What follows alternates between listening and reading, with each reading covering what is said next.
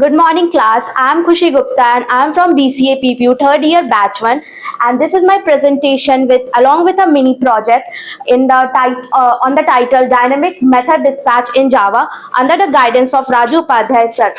So we will start from polymorphism. Polymorphism, the name itself suggests that many forms. It means that the same method can be used in different forms to perform the different functionality. Now, if we take the example of polymorphism, I have taken a method as draw. Now, this draw method can have different functionalities, like it can be used to draw a circle, a rectangle, or triangle, but the common name is that of a draw. So types of polymorphism, Java supports two types of polymorphism, that is compile time polymorphism and runtime polymorphism.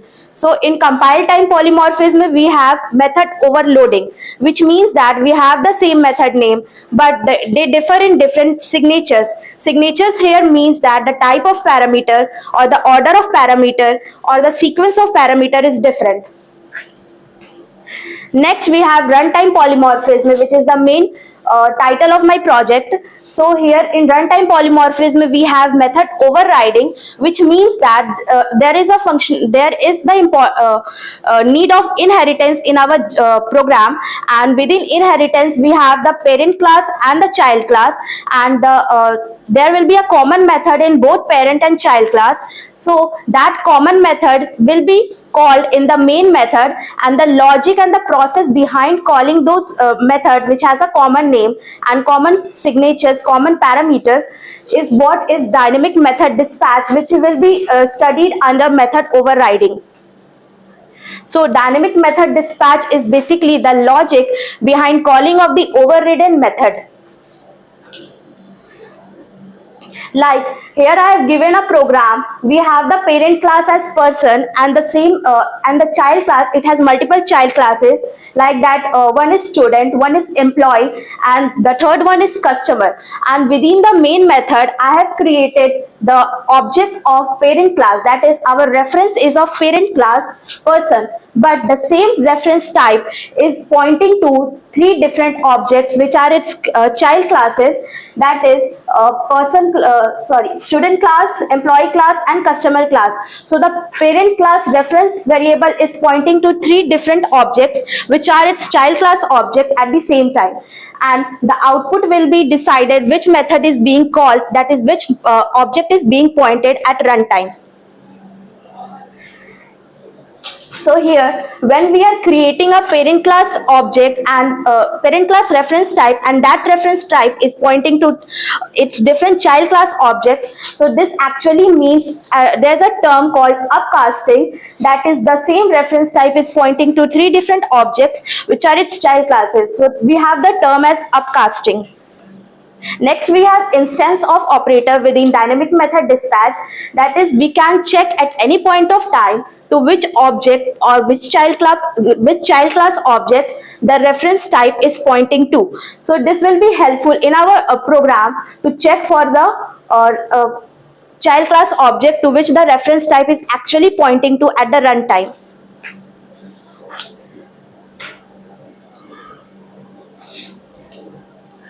Now I have taken an example, or we can say that it is a mini project with the name of online shopping app.java, which shows dynamic method dispatch. So here I have taken java.util scanner for taking the input. Next we have the parent class. I have the parent class as payment. Now we know that the payment, if we make payment in online shopping, then we can apply different forms of payment, like we can have UPI payment, card payment, or cash on delivery. So the parent class here is payment, and here there's a method called pay with which accepts the parameter as amount. Next, we have the child class of this payment class, which is credit card payment for the first type of payment. Again, we have the UPI payment child class to support the second type of payment. And then we have the cash on delivery child class, which supports the third type of payment. Then coming to the main method, here I have created the payment class, which was our parent class, reference type as payment. So this reference type will be used based on the user's choice. What will be the user's choice for the payment? It will be pointing to the three different ways of payment. So I have taken here switch case. For the 3 cases, I have taken the choice of the user as 1, 2 and 3, and in the case 1, the payment reference variable which was of payment class is pointing to, I have created the credit card payment object, and here at this point of time it is pointing to the credit card payment child class object. Now in the case 2, if user's choice is UPI payment, so the same reference type is pointing to the object of UPI payment class, and in the third case the same reference type of parent class is pointing to the cash on delivery class object. And if user's choice is neither 1, 2 or 3, then there is a default case which says invalid choice. And then after the user's choice and after calling of the pay method, which was common in all the classes, then I have called that pay method and I have sent the amount which the user inputs at the runtime. So going to run this program.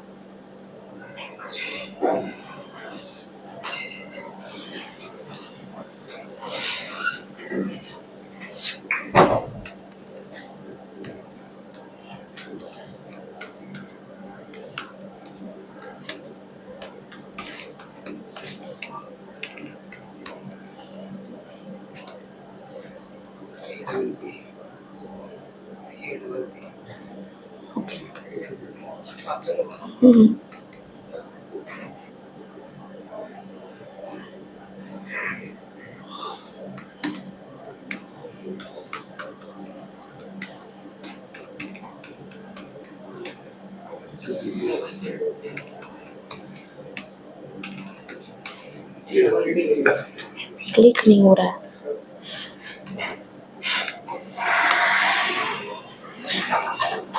So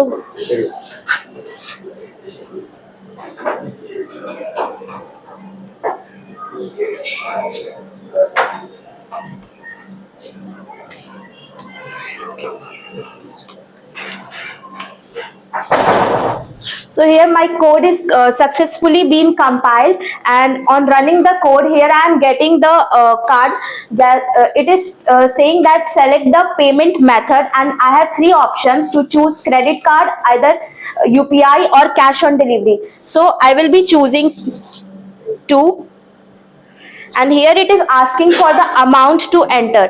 So if I give here 2000, then I have the output as paid rupees 2000 using UPI.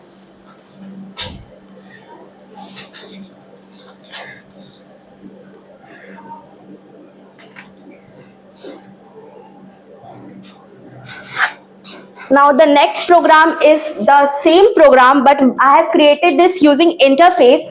Interface is actually a blueprint for a class, and it defines the system requirement specification. So within interface we have public static final variables, and we have abstract methods by default without body. So here I have created the I had created a payment class which was the parent class, and here I have used the same interface payment, and we have an abstract method as void without any body. So what we will do, we will be creating 3 different classes. Like the first is credit card payment, which implements this interface payment, and here I have the same method as pay, and we need to define the body for that method because it is an abstract class and the class implements that interface, so we need to define a body. So here I have defined the body for the pay method, and in the next class as UPI payment, it also implements the same interface payment, and here also the same method pay. So here also I have defined the body for the pay method, and again we have the cash on delivery class which also implements the payment class. Then coming to the main method logic, since interface can have a reference variable, it cannot point to an object, but it can have a reference type. So I have created the reference type of interface which is payment, and the reference type is payment. Next, coming to the if else part, so I have taken the choice of the user, and user inputs the choice as 1, 2 and 3, and if the choice, here I have put the condition based So if the choice of the user is 1, then the payment, which was the reference of interface, is pointing to the object which implements that interface, pointing to the object credit card payment. Then if the choice is 2, it will be pointing to UPI payment, and if the choice is 3, it will be pointing to cash on delivery payment. And again, at the last, I have called the pay method and sending the same amount to call the method. Now running this program.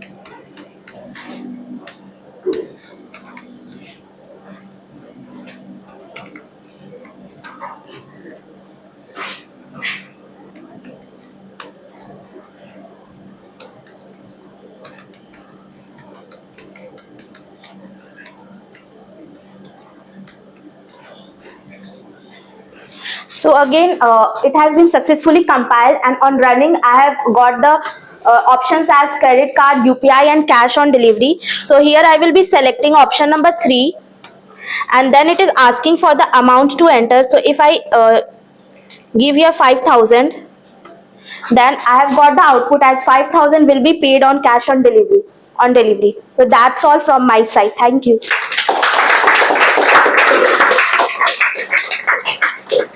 So anyone having any questions based on this PPT?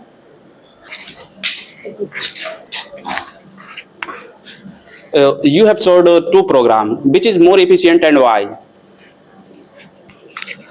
So talking about efficiency, then I think that this interface type is more efficient because it defines the abstract method and without giving a body. So if ever whenever we will be creating a class which will implement this interface, so it needs to define a body for that. Otherwise, the class will become an abstract class. So I think this one is more efficient. Anybody else? Other question?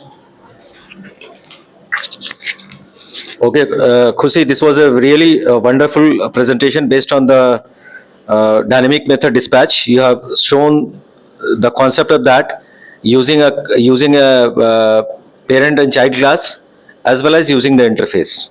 So thank you very much for giving a very good presentation.